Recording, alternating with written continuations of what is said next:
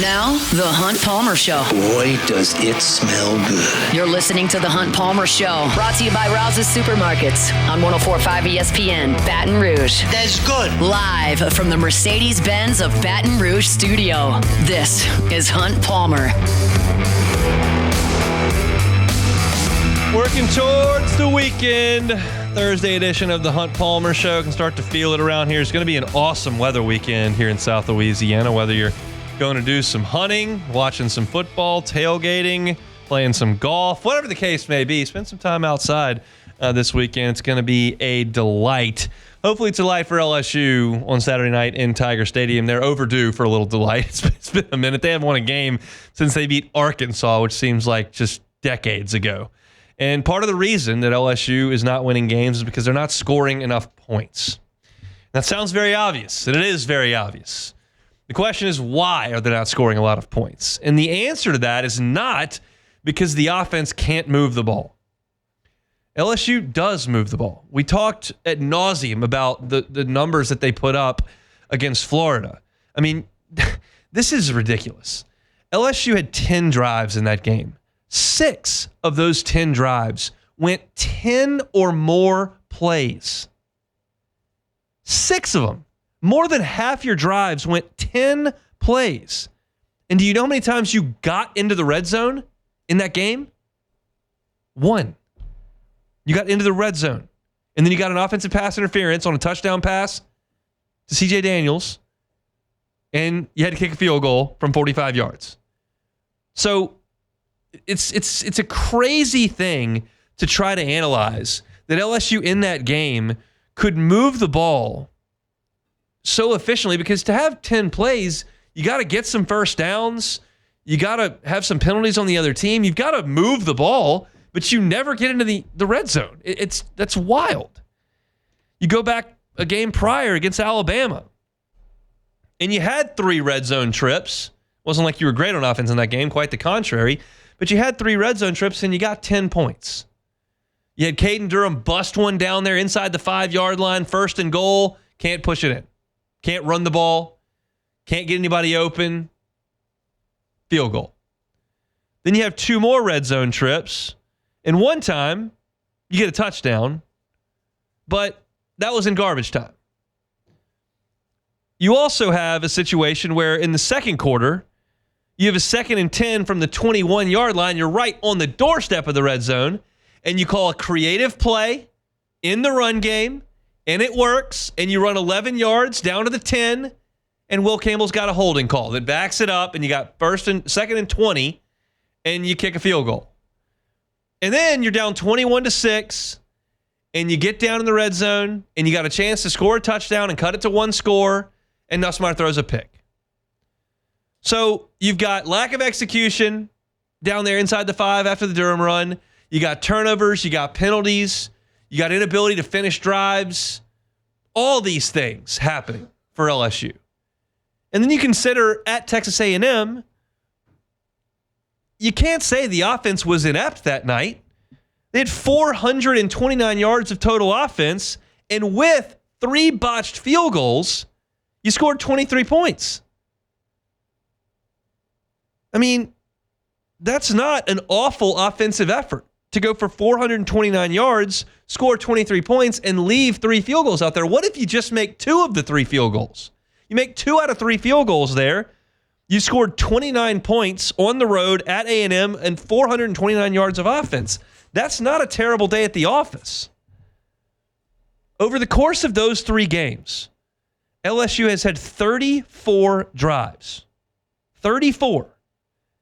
They have gone 3 and out 4 times in 34 drives.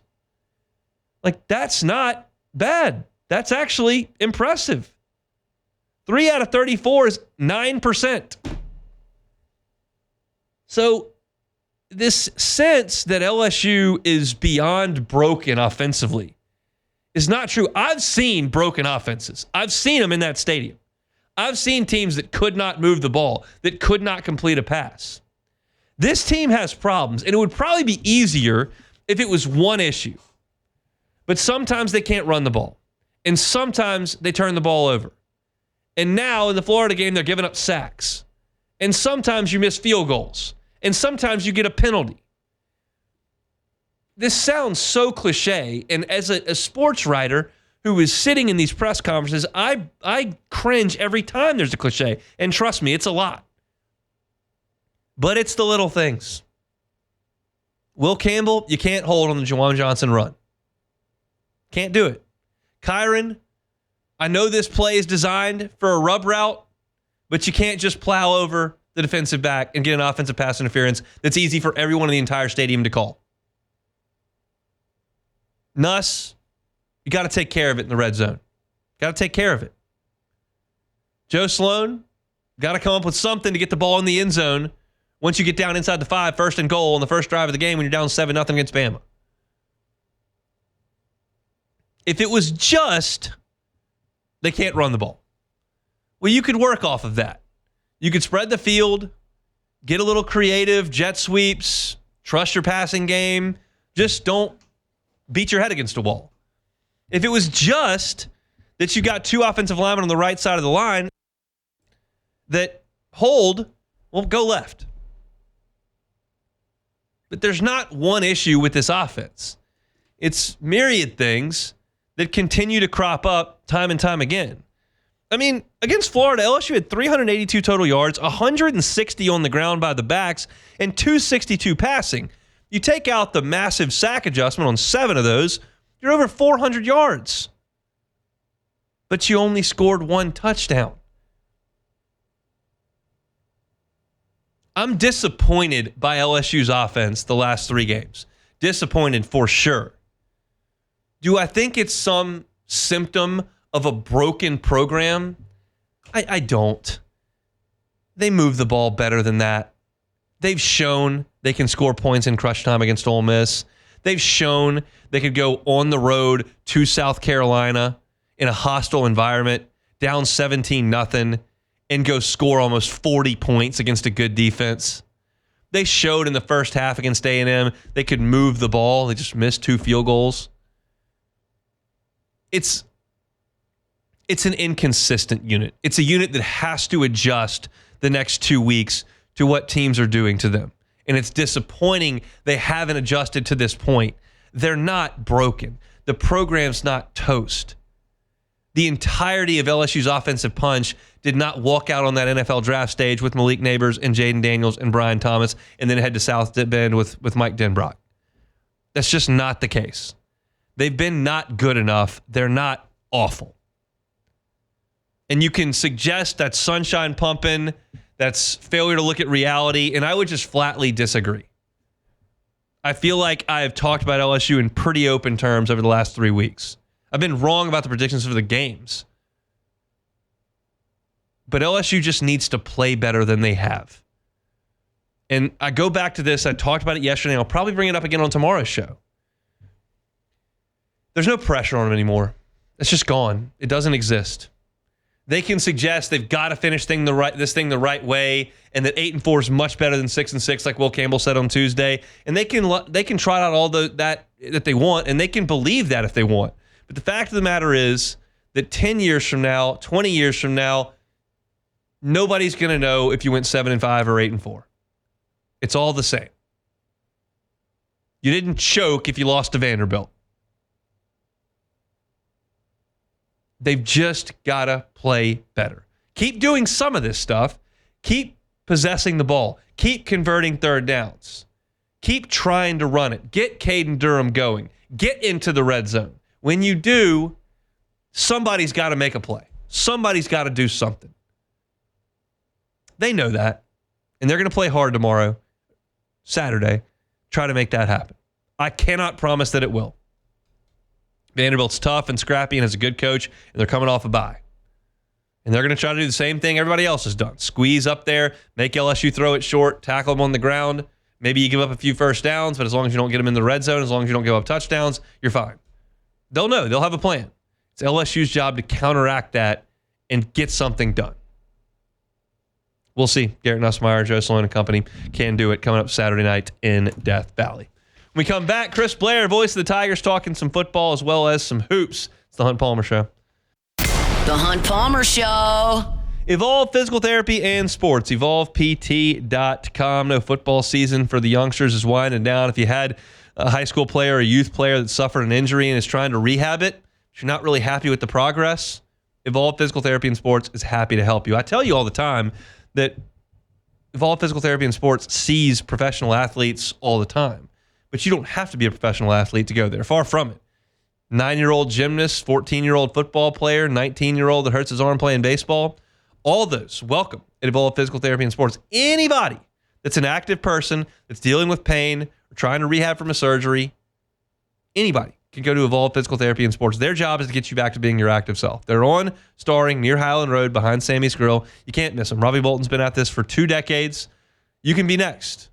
Getting that hands-on physical therapy and rehabilitation from the folks at Evolve Physical Therapy and Sports. Evolve Physical Therapy and Sports, evolvept.com. This is the Hunt Palmer Show, brought to you by Rouse's Supermarkets.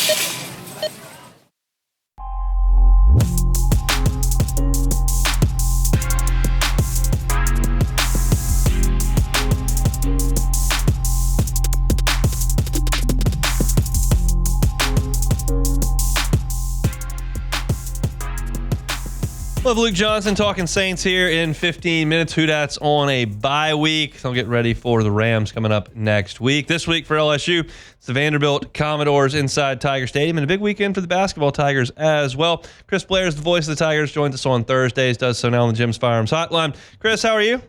I'm great, Hunt. Hope you're well. Doing quite well. Let's go back to the Swamp, unfortunately. What was the energy like in that building? I was skeptical of that all week entering it, and on television, it looked like it was quite the scene, even though the team hadn't been playing very well. No, well, I'll have to make my amends. I told you last week on the show I didn't expect much, and I was surprised. I mean, I guess part of it is that Florida-LSU battle, at least over the last 10, 15 years, has certainly increased. I thought was one of the best cross-division rivalry games in the league, and so maybe that was it.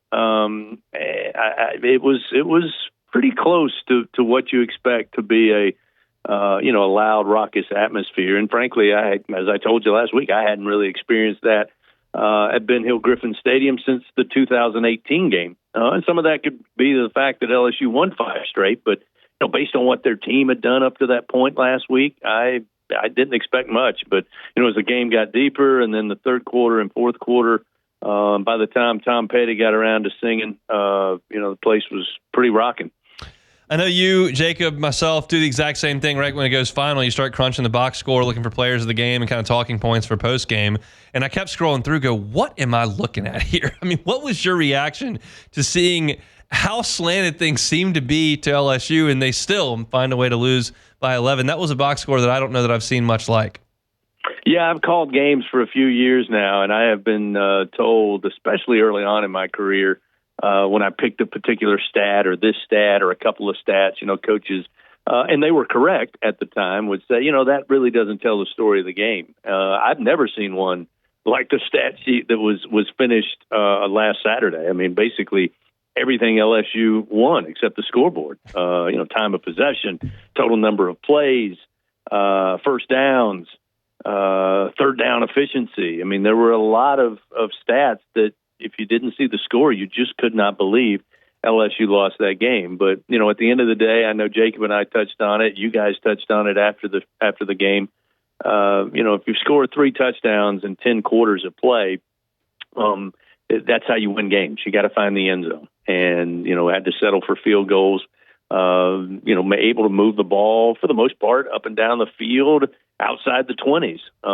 But, it's been a problem that I think we were concerned about early against, other teams where we felt like the score could be a bigger deficit for the opponent had you punched it in, but you still won. So it didn't really stand out. But over the last, 2.5 games, I mean, certainly struggles in the red zone starting to happen more and more often, and they got to find a way to fix that. And that doesn't matter whether you're playing Nichols, South Alabama, or Alabama. When you get in the red zone, you have to be able to operate and convert, and we've seen that number start to dwindle and dwindle. I went back and listened to some of Brian Kelly's stuff from last week previous to Florida, and he talked about the red zone and said the key to the red zone is you got to run the ball. And what's interesting is that LSU did run the ball between the 20s last week. Caden Durham got going. Josh Williams had some really good runs, and they didn't necessarily find the success they were looking for when they got into the plus side of the field. But is there anything that's encouraging about the fact that they did actually gain yardage on the ground consistently all night? Yeah, I think so. I think that leads us to believe that in 4th and 1, wherever you are in the field, or 3rd and short, wherever you are in the field, and certainly when you get in the red zone inside the 5, I think just watching the way LSU ran the ball, that you think, okay, at that point, you ought to be able to line up and in 3 plays, and if you have to, 4 plays, be able to get 3 or 4 yards and bust into the end zone. So, again, we didn't see that, but what you saw throughout the game would tell you can do that. And so I guess for that reason, at this point, you have to be optimistic that hopefully that is something that will turn around. But early in that game, the 4th and short on the opening possession, it looked like they were going to try to let Garrett just fall forward and get that first down. And then the timeout comes because I guess there were a lot of checks. There was a little uncertainty. Then they come out and they run the jet sweep or the end around on the shovel pass, which has been extremely successful with Thomas. And looking back at the play, and I've watched that play hunt probably 10 times since we got back from Gainesville. And at first it was, you let Trey'Dez Green, a freshman tight end, kind of be one of the lead blockers on that play.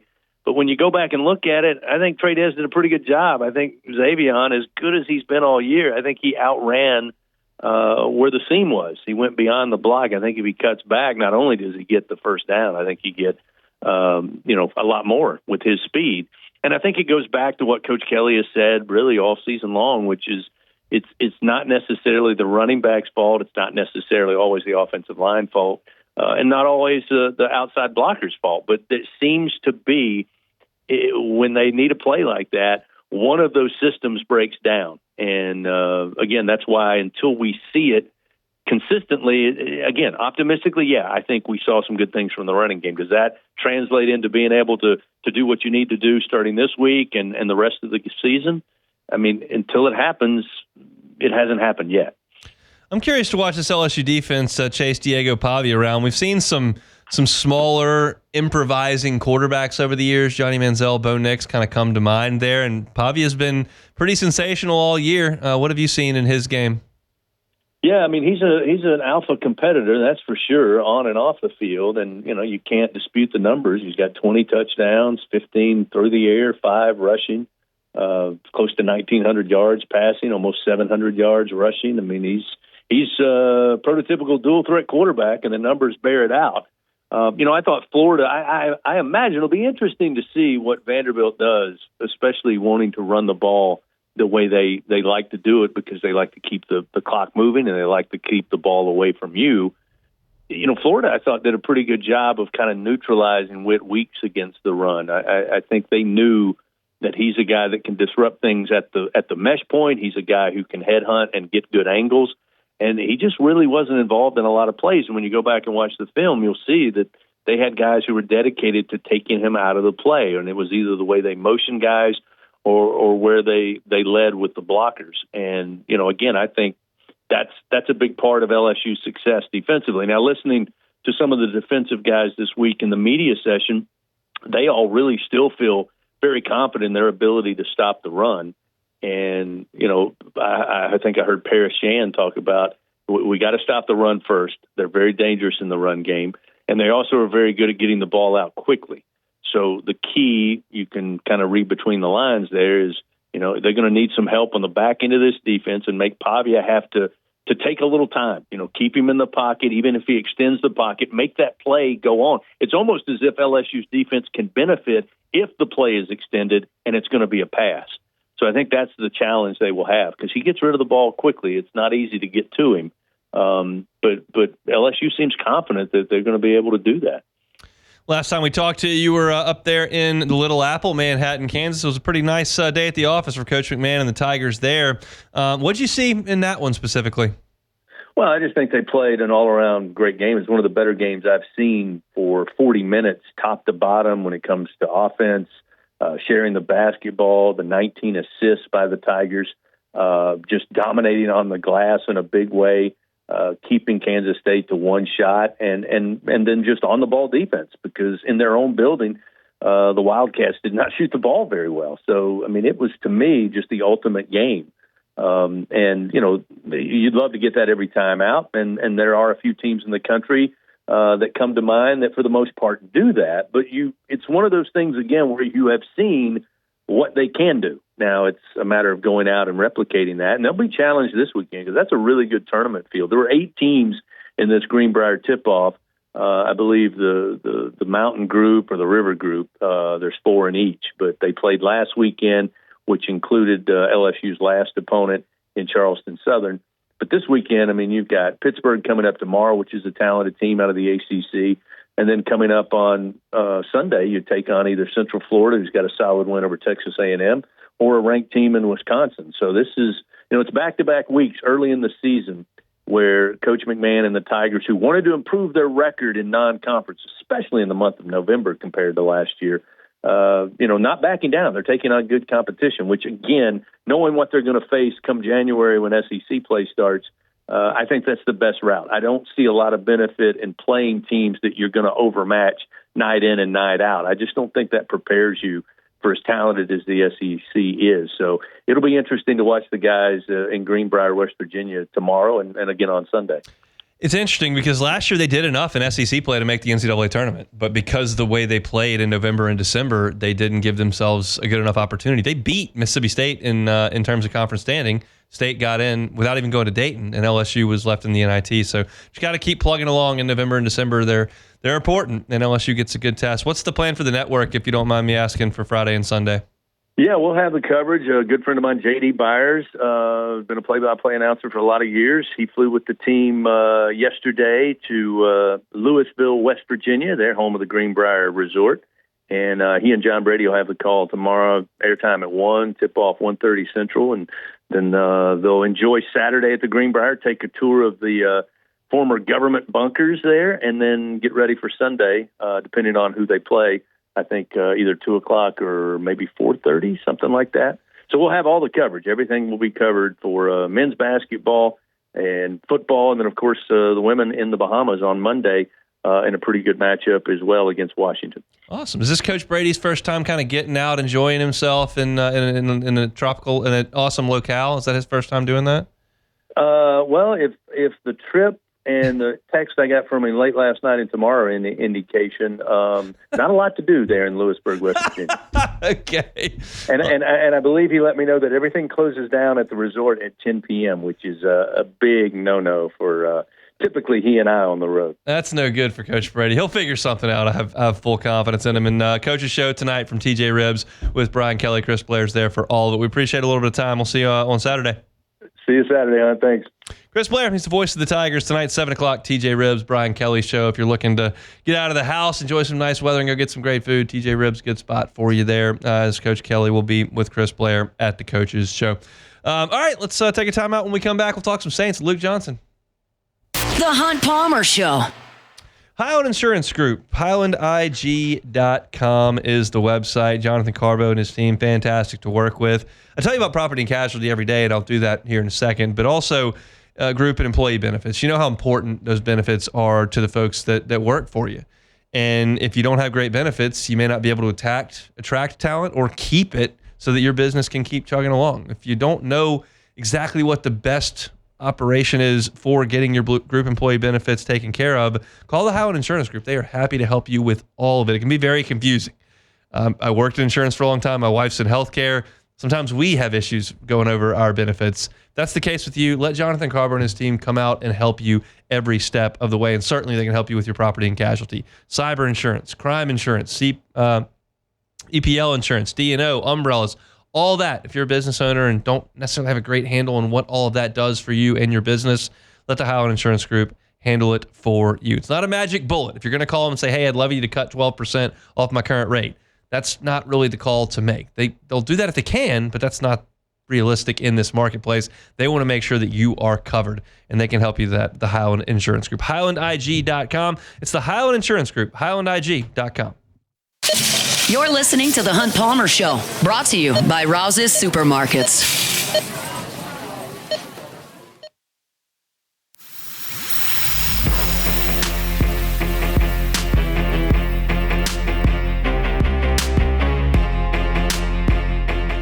Thursday show is brought to you by Rouse's Markets, official supermarket of the New Orleans Saints. Those New Orleans Saints on a bye this weekend, but we're still putting Luke Johnson to work. He covers the black and gold for the Advocate. Joins us now on the Jim's Firearms Hotline. Luke, how are you? I'm great. I got all my bye week coverage done yesterday, so I've just been sitting around reading a book, waiting for your call today. I think this is a life. What a day! What a Thursday for you. We're thrilled you made a little bit of time for us in your busy day. They got it done again on Sunday. We didn't know if it was going to be a 1 week thing with the old interim bump, but they played a pretty good game, overcame a couple of Taysom turnovers because he did just about everything else. What was your biggest takeaway from the win over Cleveland? Yeah, I mean, for me, it was just that. It was really nice to see the full unlocked version of Taysom Hill that I think a lot of us were expecting to see much earlier in the season. Obviously, the injuries played a part in that. I think they were kind of trying to hide him a little bit in those first two games because they were winning by such big margins. They didn't really need to show off what they could do with him. But this is the sort of stuff that we saw all throughout training camp and the mini camps and all that stuff throughout the whole offseason. I was just really expecting a huge year for Taysom Hill, and it just injuries and whatever else just didn't materialize. But man, it was so much fun just watching what he can do when he's given a bunch of opportunities to touch the ball. And who knows if that's going to be the case moving forward. I mean, the injuries make it really tough, because he's 34. He's obviously dealt with a couple different things this year, bruised lung, broken ribs. But if that could consistently be something they do, where they're just getting the ball in his hands a lot. What he had 15 touches and 2 pass attempts in that game. I just think that he can consistently be a very dangerous weapon for you. So it was really fun to watch that actually unfold. I want to ask you about Trevor Penning because we haven't talked about him really a lot since training camp. And Pro Football Focus says he's playing great, and I think that's the general consensus. What have you noticed from him? What's the feeling around his play now that they finally settled him in a right tackle? It's really funny you asked me about that. That was the last story I wrote. It's going to be published early next week. He's been playing really well. I think we all kind of expected he would be a suitable run blocker, and maybe the pass protection was something he needed to work on. I think that's kind of played out a little bit this year. But, really, when we were going into this year, I think anybody you talk to is just man, if he could just be playable, it'd be a win. Because he really wasn't his first 2 years for various reasons, but he wasn't that guy. And lately he's been a dominant player in the run game. I don't know if your listeners follow this guy named Brandon Thorne, but he's an analyst who just kind of specifically zeroes in on offensive line play across the NFL. And, he called him the NFL's ultimate blunt force object the other day, just because he is a mean, physically imposing run blocker. And you saw it that Falcons game was easily the best game of his season 2 weeks ago. And you saw it the very first run snap. Handoff, he makes his way into the second level, finds a linebacker, and he literally drives him 10 yards downfield and into the dirt. That's the sort of plays that we are seeing from him as a run blocker. And then when you add in the fact that he's just getting a little bit better every week as a pass protector, I think he's only given up 3 sacks this season. The penalties are still an issue. I think he's number 2 in the NFL in holding penalties with 5, but he's getting better. And that's a huge, huge win for the Saints. If you look at it right now, they're starting 5 in that game the other day, they're all under contract for a number of years. Fuaga's got 3 more years plus a rookie option on his contract. Penning's got another year plus a rookie option if the Saints want to exercise on his contract. McCoy's got, I think, 3 more years on his deal. Ruiz has 2 more years on his deal. Saldivari has 2 more years on his deal. And 3 of those guys are on rookie deals. It's all relatively affordable. I think they're playing at a decent level with McCoy in the lineup. So it's a huge positive for the Saints that he's really kind of turned the corner. That's interesting because that was like the biggest question mark on the team and probably the reason most people thought they wouldn't be very good. And now you're starting to talk about it as they move towards the future as a potential strength. Do you feel that it could be? I think it could be. I think they still need some. I'm not sold on Saldivari yet. Yeah, he hasn't played a lot of ball. He wasn't able to beat out Lucas Patrick, who's kind of like a journeyman offensive lineman. Once Patrick is healthy, he might go back in the starting five. I still think they could probably use a day 2 pick on an interior player and really beef that up. But I do think that's look when you're looking at what's been like the most consistently good part about their offense this year. It's been their tackle play. Weirdly enough, it was like the huge question mark going into the year because those guys have stayed healthy and they've really held up well.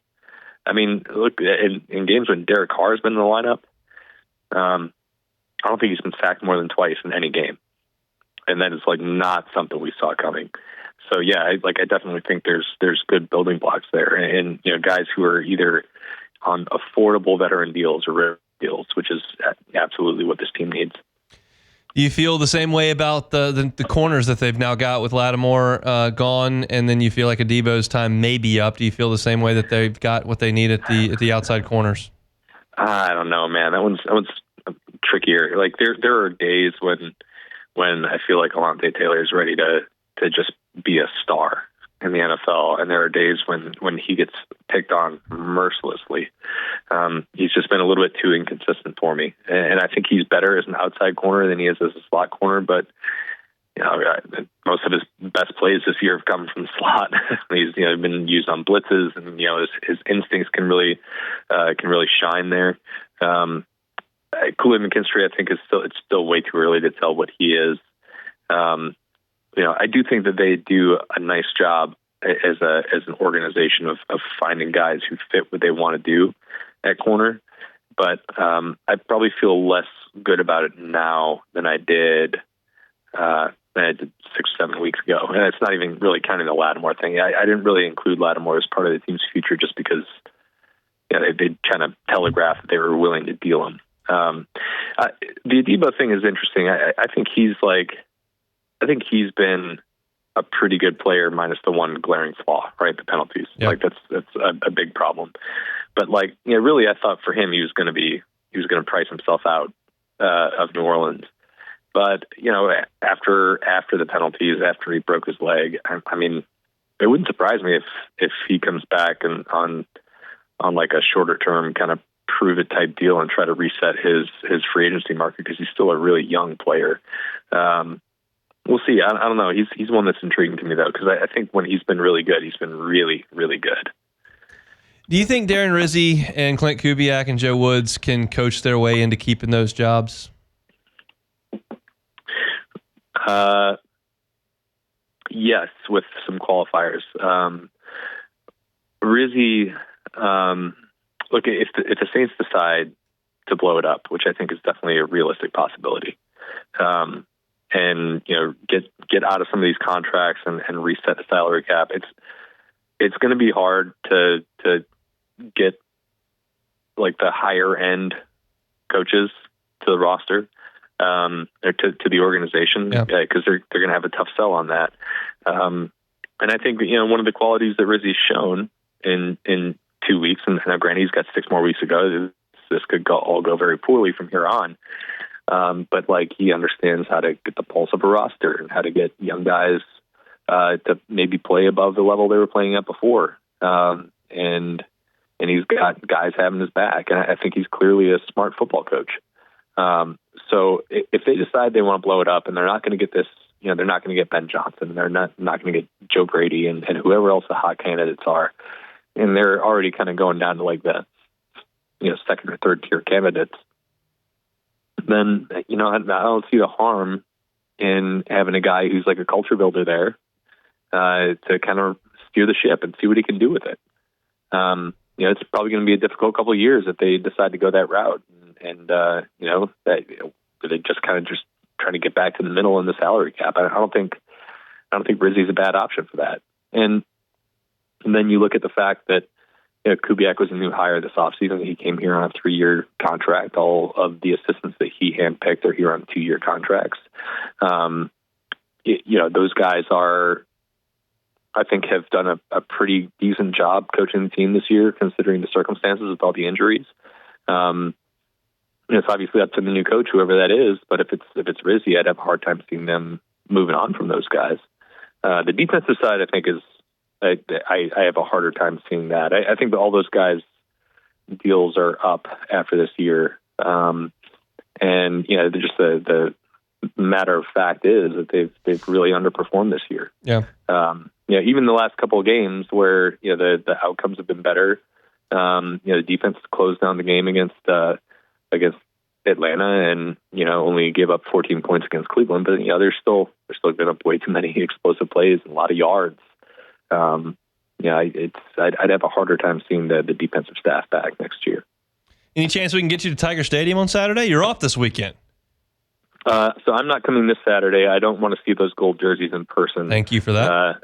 But I am going to make my triumphant return to Tiger Stadium on for the OU game, and I'm bringing my wife's cousin for his very first LSU experience. So hopefully it's not like the worst atmosphere of all time in Tiger Stadium because they're terrible this year. But I'm looking forward to that. I'll be watching Saturday's game from my couch.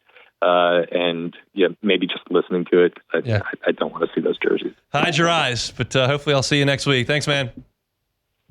Sounds good, buddy. See you. Luke Johnson, Saints beat reporter for The Advocate. Follow him on Twitter at @ByLukeJohnson. Always appreciate his time each and every Thursday. Come back and close things up. It's the Hunt Palmer Show. The Hunt Palmer Show. Genesis of Baton Rouge, genesisofbatonrouge.com. They're the only fully exclusive Genesis dealer in the state of Louisiana, and they're right here in Baton Rouge. I told y'all earlier this week we were driving, my wife goes, "Oh, that's that car I really like. It's a Genesis." And she had no idea that I even do this. I was like, yeah, they're really nice. They're really, really nice. And you should know it too. You don't see a ton of Genesis on the road because it's fairly new to our city here. They've only been at that location for a year and a half, but go check it out. It's a luxury vehicle. It's a luxury experience to be a Genesis driver. That means 3 years of complimentary maintenance, a 10-year, 100,000-mile warranty. It's a luxury experience at a reasonable price over at Genesis of Baton Rouge. Every single car that's on the lot at Genesis of Baton Rouge is online at genesisofbatonrouge.com. And all of them, every single model, from the entry level to the highest end, come with the same safety features. Safety is a priority for Genesis. Go check them out. Genesis of Baton Rouge. They're online at genesisofbatonrouge.com. That's Genesis of Baton Rouge. This is the Hunt Palmer Show, brought to you by Rouse's Supermarkets.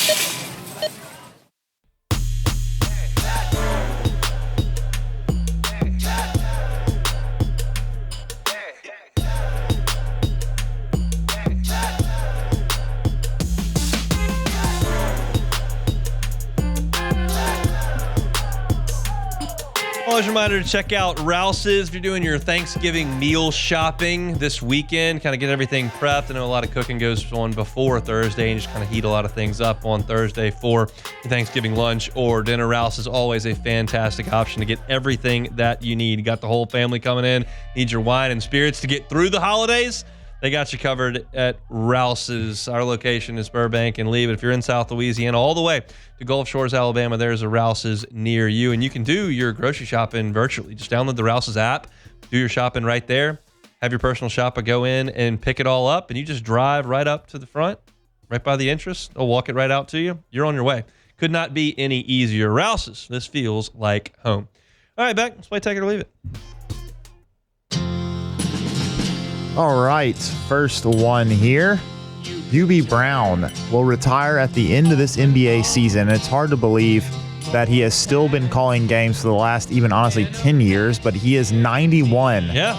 He's been calling games since 1986 when he was still a coach of the Knicks. What seems like a little bit of maybe you probably should need all your time to coach the Knicks and not be able to call games. I believe when he was doing that, it was the playoffs and the Knicks were not in. Okay, that's fair. That's what I believe it said. All right, well, I would hope so. But anyways, retiring at 91, take it or leave it. Gonna leave that. Yeah, I'm gonna leave it too. I don't plan on working until 91. I'm probably not gonna be here at 91, quite frankly. But wow, Hunt. If I am, I will not be employed. Why do you think you're not gonna be here at 91? You're a very healthy man, Hunt. You live an active lifestyle. I'm pretty active, but I mean, I'm being sarcastic. against the odds. It is. I run every morning. That's pretty good. That is actually really good. No, it is. The Cokes probably don't help you very much, but I'm just not going to stop drinking a Coke Zero. It's delicious. That's okay. Friday, we're going to sit down. We're going to do in 22 hours. I will sit down and do this show. I will have Coke Zero. I'm going to be honest. It's delicious. I'm going to be honest with you, Hunt. I don't know what really matters anymore. My grandmother has been smoking cigarettes since she was 18, and she's like 85, and she's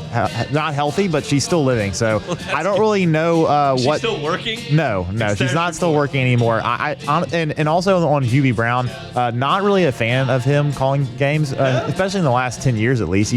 He showed his age. I'll just put it that way. Look, I mean, where was I going with that? There was something there. Al Michaels. He's getting up there in age. He is. He doesn't eat vegetables ever. He's never had a vegetable. He just eats steak. Yeah, there you go. Perfect. I could live on that. You can definitely. I'm sure you could. But I can do it. All right, next one here. Coach Prime made a big splash in the recruiting world today. Got a commitment from the number 2 quarterback, of course, Bryce Underwood, number 1. In the 2025 class, Julian Lewis put his name on the Buffalo's I don't know what I'm saying. List. Yes, he committed to Colorado. The Buffaloes will win 8+ games again next year. Take it or leave it. Their schedule's easy. I'll take it. They don't play a lot of good teams. But that does fly in the face of what I've said, that like a lot of Coach Prime's success is because his kid plays quarterback and could be the first pick in the draft, and then he might have the Heisman Trophy winner, who he's got as well, and those guys are going to be gone, and I just have a hard time believing that Colorado is going to be as good when those guys move on. Now, I still don't think tossing the number 2 quarterback in the country right into the fire, like I wouldn't love it if LSU tossed Bryce Underwood right into the fire, but that's good. It is. He can continue to do that. They're more of a portal school, but if you can get a high schooler, that helps you more. So there you go. I mean, Travis Hunter and Shador were high school kids that he signed, so there you go. All right, next one here. The Swamp will have a sold-out crowd for the Ole Miss game this weekend. The Gators have a chance. Take it or leave it. I'm going to leave it.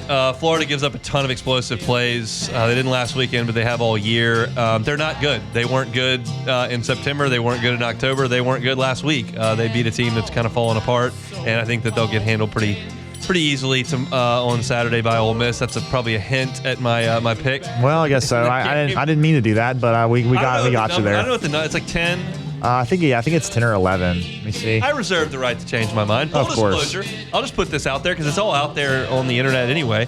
I have that Cover 5 thing that I do for Penn Gaming, and I pick my picks every week and compete against all the listeners.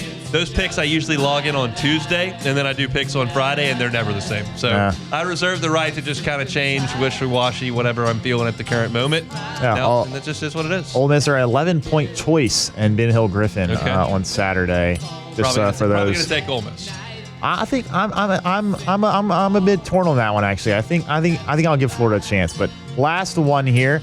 They saved lunch for us. Take it or leave it. I'm going to leave that. Yeah, I'm leaving it. For those that have been on the listening for 2 hours, they had a Guarantee Media potluck Thanksgiving lunch, and they served it at 1 p.m. Right when the three of us sat down. We never get anything lunch related. It just never happens. When I was in sales, they always had sales lunches, like birthday lunches, going away lunches, all kind of stuff. I never got to go to any of them because they just said, you guys suck. Go do the radio show, and we're going to eat delicious food without you. And that's what happened here at Guaranteed today. It is. So I'm not bitter about it, but I don't believe there's any food left. I'm going to go check. I'll report back, but I'm not expecting anything really. I'm not either. I don't anticipate that there will be anything remaining. These hyenas probably ate it all here, if I had to guess. Seen food go very, very quickly. Who brought? It always goes. Oh, somebody. Oh, we had a previous sponsor that brought food in, and they were like 10 sandwiches. I came back like 6 minutes later. Gone. They were all gone. Yeah. Just poof. Absolutely like fire. Unbelievable. All right, that's it for a Thursday edition of the Hunt Palmer Show presented by Rouse's. Open things up, talking about whether or not the Saints could actually make the playoffs. Is that a possibility? You want my answer? Go to Hunt on Saints on YouTube and check it out. Andrew Allegretta, voice of the Vanderbilt Commodores, was here to preview the doors. You can find that at Hunt on LSU on YouTube. Stephen Thompson works for the Pittsburgh Post-Gazette, LSU and Pittsburgh from the Greenbrier in West Virginia.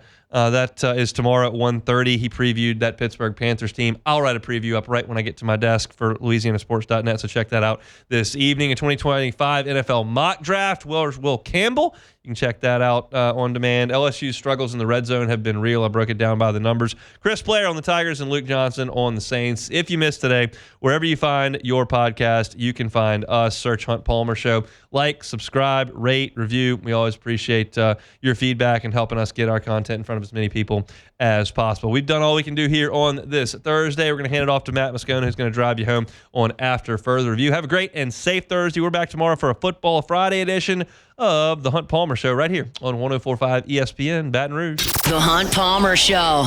Audio Video Security Solutions, avssla.com is the website. Nothing is more important than your safety and security, your house, your family. And for us at the Palmer House, we trusted Mitchell Fisher and the team at Audio Video Security Solutions to help us with that. It was a seamless process. We called Mitchell. He came over that afternoon. We told him what our budget was. We told him what we were looking for. 2 days later, he showed up at the house with the equipment, with the cameras, with the burglar alarm. All of that was installed within a day, and we've now got that set up at our house 24/7. We can pick up the app. We can disarm the burglar alarm. We can arm the burglar alarm remotely. We can look at the pictures and the video of the front door and the back door, pause it and rewind. We don't pay any storage fees at all.